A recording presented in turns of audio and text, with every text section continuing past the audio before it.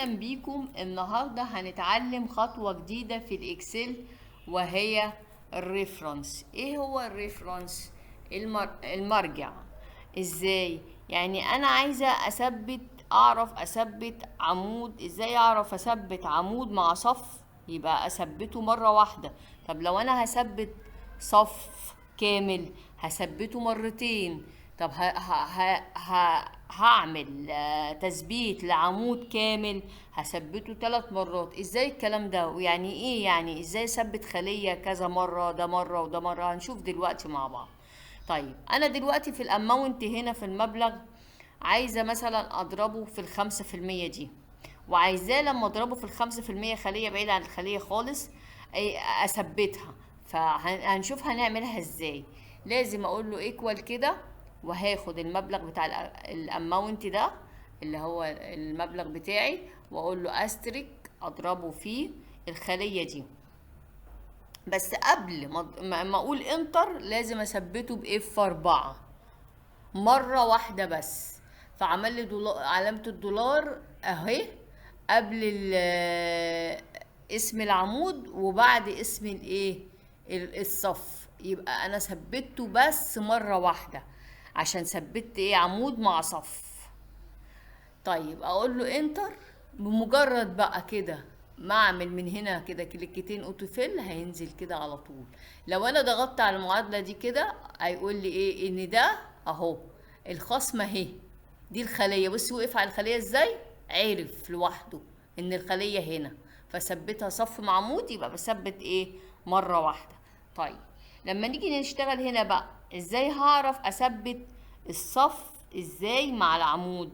هقول له ايكوال. لو انا مثلا عملت كده وقلت 1 استريك في 1 الخلية دي، واقول له انتر كده جاب لي في 1. طب انا لو عملت لها اوتو فيل كده من هنا كده، عملت اوتو فيل ورجعت عملت من هنا كده اوتو فيل، المعادلة اتضربت كلها بقت غلط عندي.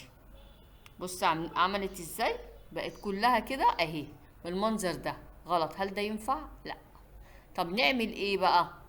نعمل ايه؟ تعالوا بقى كده نشوف. هنمسح كده تاني، المعادلة كده باظت خالص. يبقى انا هعمل ايه؟ هقول له ايكوال. انا هضرب الواحد ده ماشي، ده على مستوى الصف اهو، فهاجي اثبته على مستوى الصف. يتثبت قد ايه؟ يتثبت مرتين. يبقى اف 4 مرتين. ادي 1 2 تمام. واقول له في استرك اهي ادي في الخلية دي، واثبتها كم مرة؟ اثبتها 3 مرات عشان ينزل تلقائي من نفسه ان هو مثبت كل الاعمدة دي 3 مرات. يبقى عامل اف 4 3 مرات. ادي 1 2 3 واقول له انتر. لما اجي بقى هنا كده اعمل اوتو فيل، بص اهو ضربها لي اهي كلها كويسة. وهعمل كمان اوتو فيل من هنا كده. الله، بص يعني 1 في 1 بواحد. طب 1 في 10 جابها لي 10. طب انا لو قلت 2 في 9 اهي جابها لي بكام؟ ب18. يبقى انا المعادلة بتاعتي كلها كده صح. انا مجرد ان انا عملت ثبت الصف ده. ثبته كم مرة؟ مرتين باف 4 مرتين، ضغطت عليها مرتين. وفي العمود عملت ضغطت في العمود على اف 4 3 مرات. يبقى عرفنا كده امتى نثبت صف مع عمود. هنا كده صف مع عمود مرة واحدة، صف مع عمود ده مرة واحدة. طب صف لوحده هنا ده كده كله مرتين. عمود يبقى 3 مرات. اف 4 3 مرات. والحاجة دي مهمة جدا جدا جدا. الريفرنس ده يا جماعة مهم جدا جدا جدا.